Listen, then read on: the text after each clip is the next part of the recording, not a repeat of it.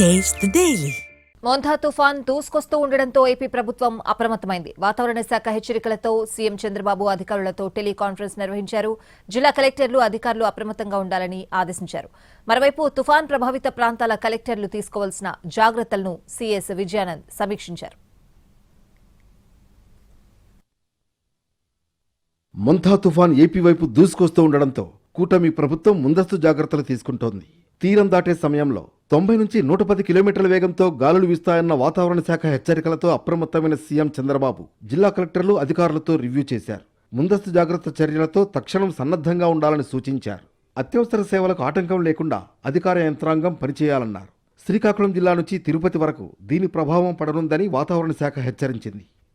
బంగాళాఖాతంలో ఏర్పడిన మోంథా తుఫాన్ కాకినాడ పరిసరాల్లో తీరాన్ని తాకే అవకాశం ఉందన్న వాతావరణ శాఖ హెచ్చరికలతో జిల్లా యంత్రాంగం అప్రమత్తంగా ఉండాలని డిప్యూటీ సీఎం పవన్ కళ్యాణ్ ఆదేశించారు. ఎలాంటి పరిస్థితులనైనా ఎదుర్కొనేందుకు యంత్రాంగం సన్నద్ధంగా ఉండాలని తెలిపారు.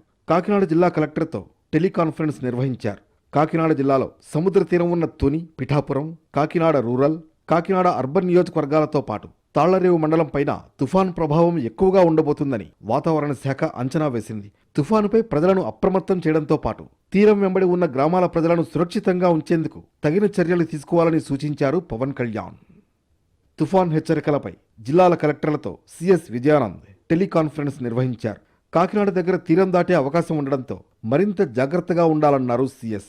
సహాయ చర్యలపై దృష్టి పెట్టే విధంగా జాగ్రత్తలు తీసుకోవాలన్నారు. అన్ని జిల్లా కేంద్రాలు, మండలాల్లో కంట్రోల్ రూమ్లు ఏర్పాటు చేయాలని చెప్పారు సీఎస్.